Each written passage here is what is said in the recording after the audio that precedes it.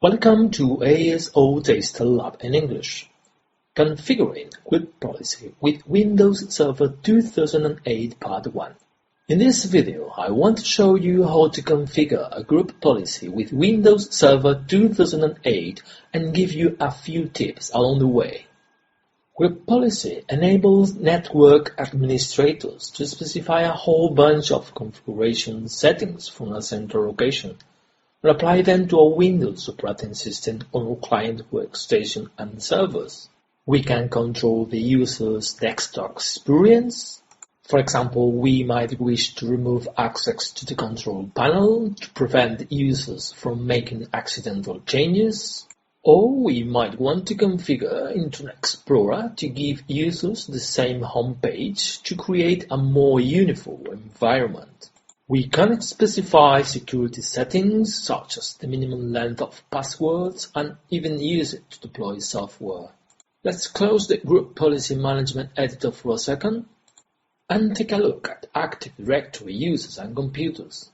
Now, before we begin working with Group Policy, you need to be aware that the group policy that we create will normally be applied to organizational units.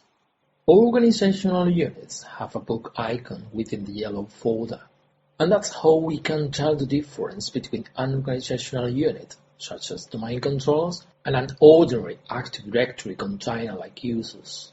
I have created two organizational units, one for ASO Taster computers and one for ASO Taster users. Inside the computer's OU, I've placed a computer, and within the ASO Taster users OU, I've created a user. This is important because group policies are linked to organizational units, and the configuration settings are applied to the user or computer objects that we put in the OU. To open our Group Policy Management, we need to click Start, Administrative Tools, click Group Policy Management, and bring down our forage to our domain. Notice the default domain policy.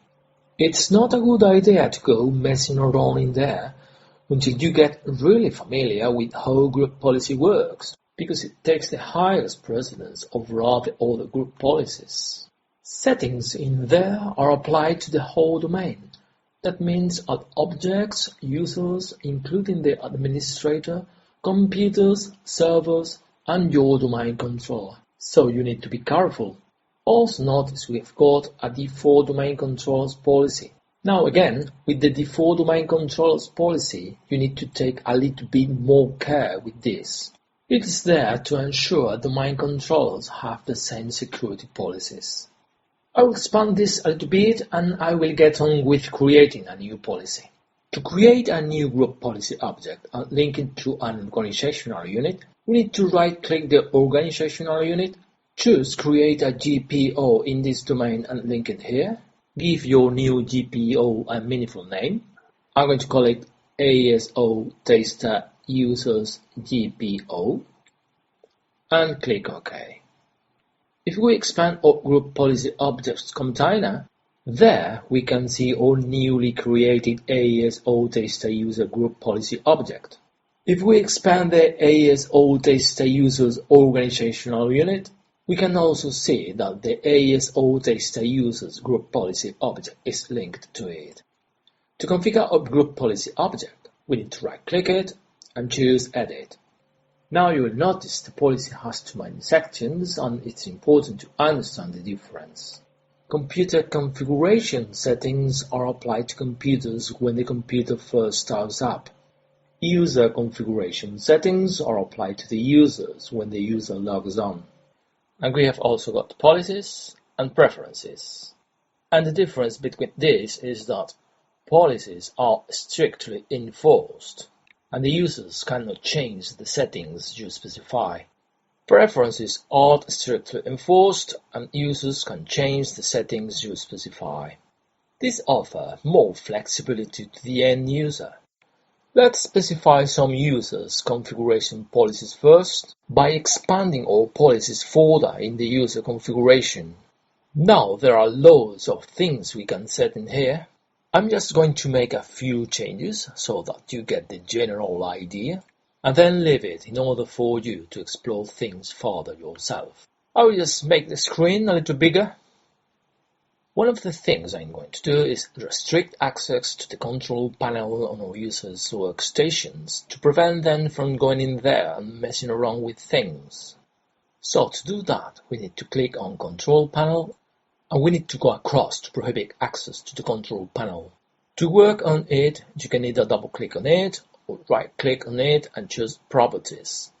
It's important to look at the screen carefully because it tells us the minimum operating system the setting will work with. We are fairly safe though because this goes back as far as Windows 2000. Over here we've got 3 settings. Not configured means exactly that. It's a neutral type setting. Enabled will set a policy, and disabled will disable a policy. Read through the Explain section carefully, because this tells us what the policy actually does. This one's pretty clear, but sometimes they are a bit ambiguous, so it's best to think of it this way. Enabling prohibit access to the control panel turns the policy on and prevents access to the control panel.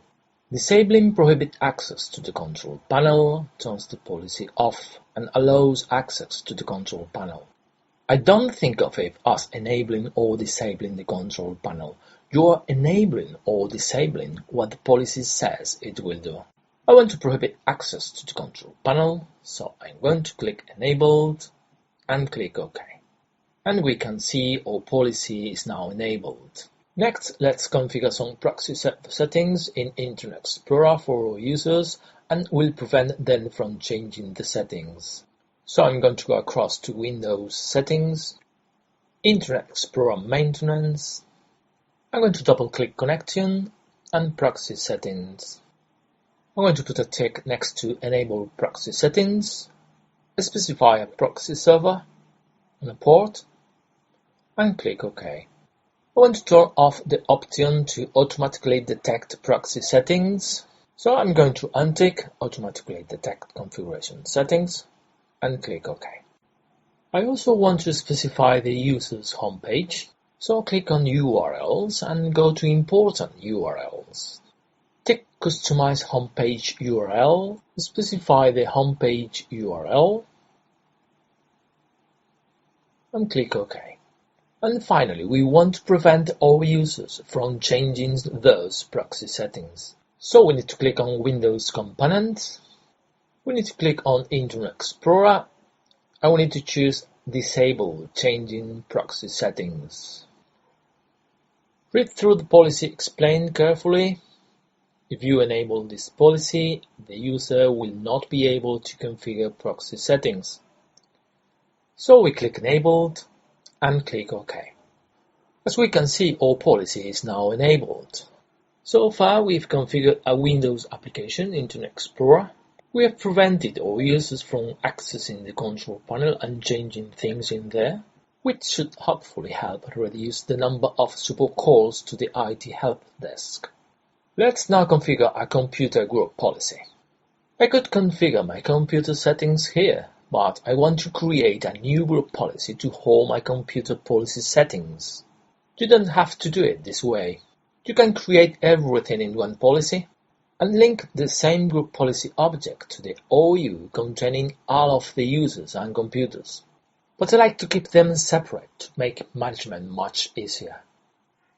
Let's close Group Policy Management Editor. We need to right-click our ASO Data Computers OU. Click Create a GPO in this domain and link it here. Give our new GPO a meaningful name. I'm going to call it ASO Data Computers GPO and click OK. Our new ASO Data Computers GPO appears in the Group Policy Objects. And if we expand our ASO Data Computers organizational unit, we can see that our ASO Data Computers GPO is linked to it. To configure the GPO, I need to right-click it and choose Edit. I want to configure just one computer-based settings, so you get the general idea. I'm going to turn off the ability to do a system restore.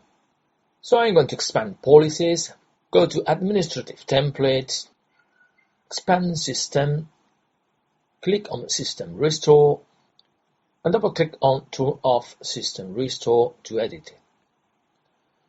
Read through the policy explain. If you enable this setting, System Restore is turned off. Click Enabled and click OK. All policy is enabled.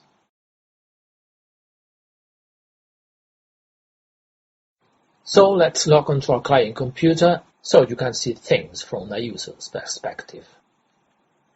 We are now on a client workstation. I'm going to select Log On as Pedrosa. If we click Start,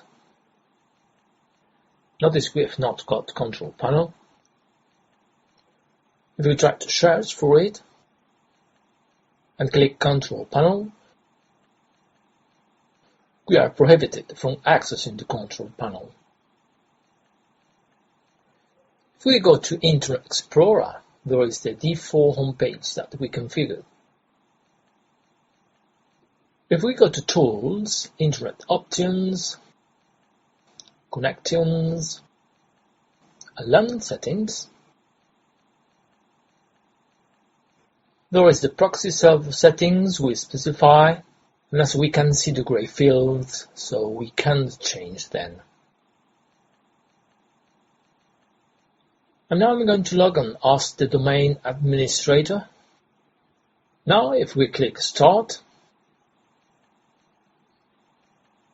you notice we have got Control Panel back and we can access it.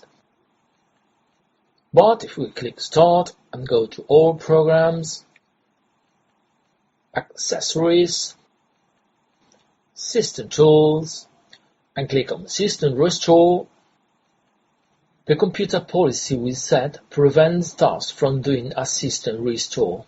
Even though we logged on as a domain administrator, we are still prevented from doing a system restore. And this is why you have to be careful, particularly if you make any changes to things like the default domain policy, because you could engineer yourself out of the system. The reason we are able to access our control panel again is because the control panel was a user-based policy setting that we linked to the AES-O Data Users OU. The administrator account doesn't reside within the AES-O Data Users OU, so that policy simply isn't applied. Remember that group policies are linked to OUs, and the configuration settings are applied to the users and computers objects that you place within that OU.